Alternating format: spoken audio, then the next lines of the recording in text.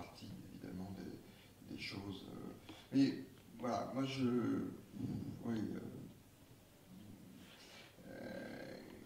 on a tellement déjà, il nous donne tellement déjà avec ces textes.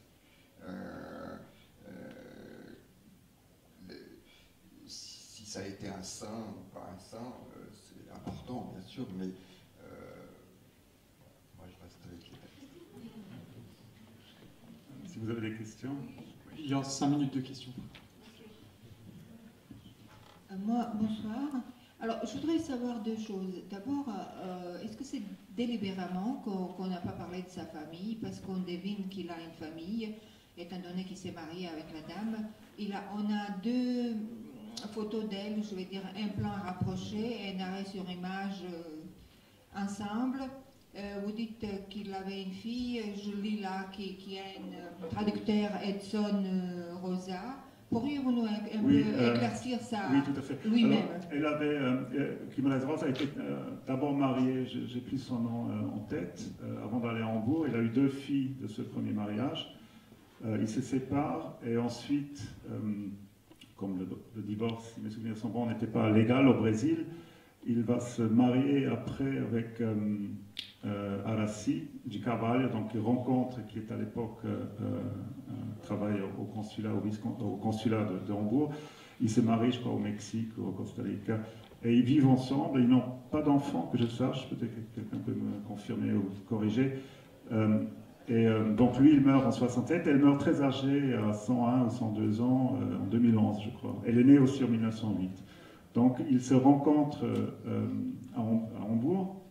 Ils resteront ensemble pour le reste de sa vie à lui. Elle restera sa veuve, elle ne se mariera pas. Mais la fille dont il est question et qui est aussi sur le générique, Vioma, est donc l'auteur de sa biographie du père, mais c'est la fille d'une autre femme, de sa première femme. Et Edson Rosa, c'est qui? Je ne sais pas. Et la dame à Aracy, elle était d'où? Elle venait du Brésil aussi, mais... Oui, elle était brésilienne. On n'a rien sur elle. Elle est pas dans le film. Alors, il y a un film sur elle. Elle est donc déclarée juste parmi les nations en Israël, donc elle est honorée. Elle est la seule. Enfin, il y a Dantas au Brésil, l'ambassadeur du Brésil à Vichy, qui est déclaré juste parmi les nations, et Aracy de Carvalho, Guimarães Rosa. Ce sont les 2 seuls Brésiliens. Et il y a un livre au Brésil qui est écrit par une historienne brésilienne qui s'appelle Justa, qui est aussi consacrée à la vie d'Aracy.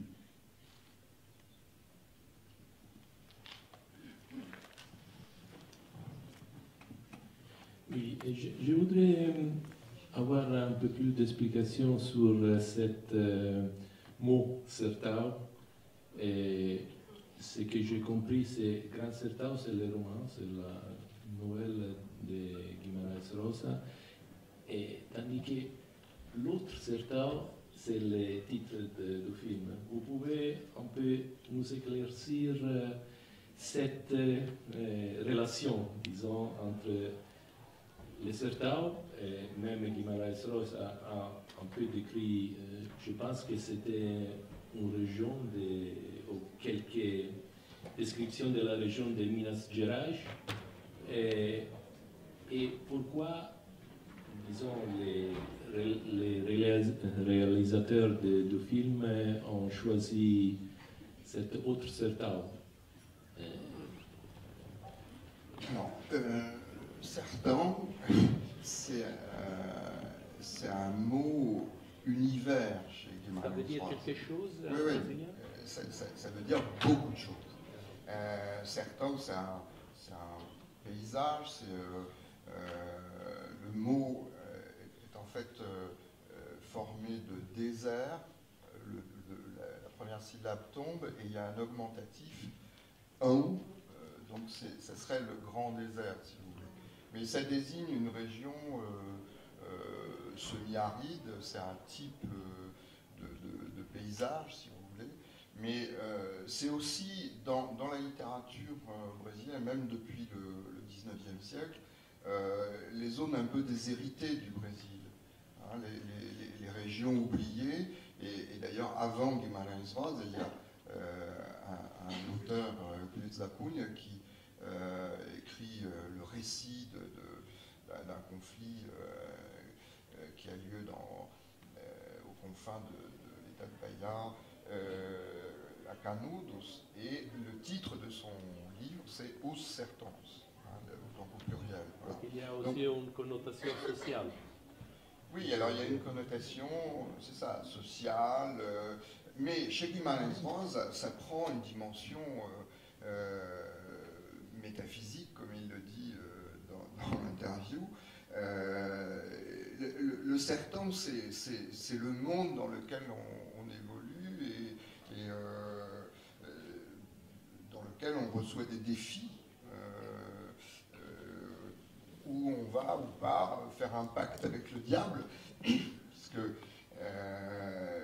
il est question de Faust. Et du coup, Guimarães Rosa est associé au sertão, tant d'ailleurs que le Burrinho Pedrez s'appelle Sete de Garro, donc c'est le nom de l'âne, l'âne du sertão.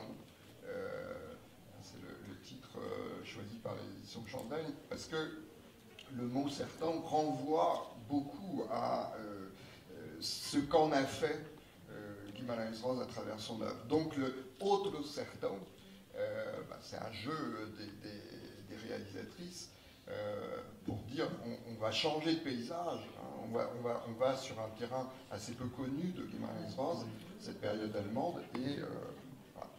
Bon, je crois qu'il faut malheureusement arrêter juste, parce que je leur ai posé aussi la question, comme l'une des deux réalisatrices du mois est aussi originaire de Minas Gerais, elle vivait aussi, les deux ont vécu longtemps en Allemagne, elles ont eu envie aussi de considérer du coup leur expérience allemande comme une sorte d'expérience dans un de ces grands déserts. Et je pense que la traversée, le dernier mot de Grande Sertão Veredas, ce livre clé dont on parle, est traversée. Je pense que cette idée de la traversée de l'océan de l'Atlantique, au début et à la fin du film, renvoie aussi un peu à cela. Donc il y a c'est une façon des réalisatrices de s'inscrire aussi un peu dans cette histoire.